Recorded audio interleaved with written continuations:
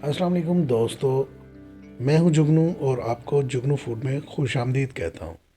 دوستو، کچھ عرصہ پہلے میں نے لاہور کے مشہور چنے پپو مرغ چنے کا ولاگ بنایا تھا، جو کہ بہت سارے دوستوں کو پسند آیا اور بہت ہی سارے دوستوں کی فرمائش تھی کہ میں اس کی ریسپی لے کر آؤں۔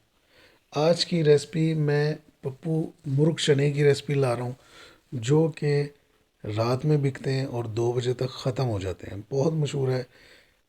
آپ نے یہ ویڈیو سکپ نہیں کرنی، آخر تک دیکھنی ہے، اور میرے چینل کو بھی سبسکرائب کریں، بیل آئیکن کو بھی پریس کر دیں۔ یہ آپ کی طرف سے میرے لیے ایک تحفہ ہوتا ہے اور مجھے بہت اچھا لگتا ہے۔ شکریہ۔ چنے بنانے کے لیے ہم نے ½ کلو چنے لیے ہیں۔ یہ باریک چنے ہیں، دیسی چنے۔ ان کو ہم نے 1 ٹیبل سپون میٹھا سوڈا ڈال کر اور 1 ٹیبل سپون نمک ڈال کر ایک رات کے لیے بھگویا، یعنی کہ رات کو میں نے یہ بھگوئے تھے اور سوڈا اور نمک ڈال دیا تھا۔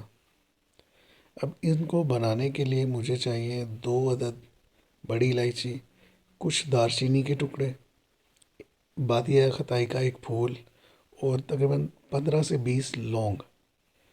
یہ بہت مزے کی ریسپی ہے۔ آپ نے اس کو اسٹیپ بائی اسٹیپ دیکھنا ہے اور اسی طریقے سے آپ بنائیں گے تو چنے بہت مزے کے بنیں گے۔ اچھا، ان مسالوں کی ہم نے ایک پوٹلی بنا لی ہے، جو کہ اب یہ چنے ابالنے کے ساتھ ہم اس کو بھی پکائیں گے۔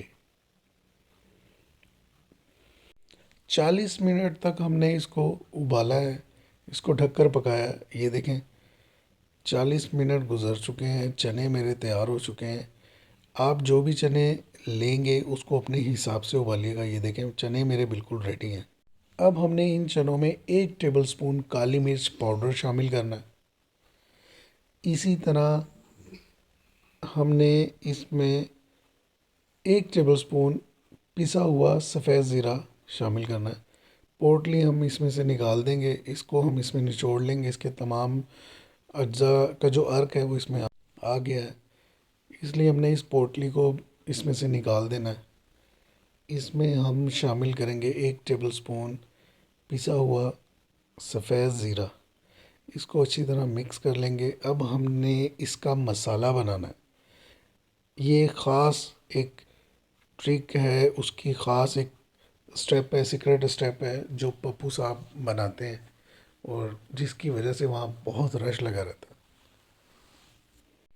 ہم نے ایک پین لیا ہے، اس کو چولہے پہ فلیم آن کر کے اس میں تقریباً 1 پاؤ میں نے گھی ڈالا ہے۔ گھی آپ نے بھی اچھی کوالٹی کا لینا ہے۔ میں نے بہت اچھی کوالٹی کا صوفی گھی لیا ہے، اور اس کو گرم ہونے پر اس میں نے 2 ٹیبل سپون بھر کر لہسن کا جو ہے پیسٹ شامل کیا، اور اس میں نے 1 کپ پھینٹا ہوا دہی شامل کیا۔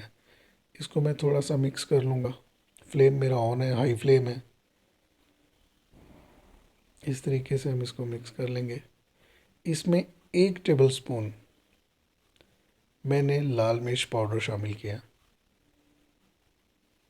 نمک یا کوئی ہلدی، کوئی اور مسالہ اس میں شامل نہیں کیا، کیونکہ نمک میں نے چنے ابالتے ہوئے شامل کیا تھا۔ اس کو اچھے سے بھون لیں۔ 1 عدد درمیانے سائز کا ٹماٹر لینا ہے، اس کو بلینڈر میں ڈالنا ہے۔ اسی طرح 1 عدد درمیانے سائز کی پیاز لینی ہے۔ یہ دیکھیں، اس کو بھی بلینڈر میں ڈالیں۔ اس میں تھوڑا سا پانی آپ شامل کریں اور اس کو بالکل گرائنڈ کر لیں۔ یہ پیسٹ بن گیا، یہ دیکھیں، اس کو گرائنڈ کر لیا ہم نے، اس کا پیسٹ بن گیا۔ یہ پیسٹ ہم اس مسالے میں شامل کریں گے، جس کو تقریباً ہم نے 10 منٹ بھونا۔ 10 منٹ بھوننے کے بعد ہم نے اس میں یہ پیسٹ شامل کرنا ہے، اور اب مزید اس کو ہم نے 10 منٹ تک بھوننا ہے، تیز آنچ پر، ہائی فلیم پر۔ یہ دیکھیں، پیاز اور ٹماٹر نے اپنا پانی چھوڑ دیا۔ اس کو ہم نے ڈرائی کرنا ہے، اس کو اچھے سے بھوننا ہے ہم نے۔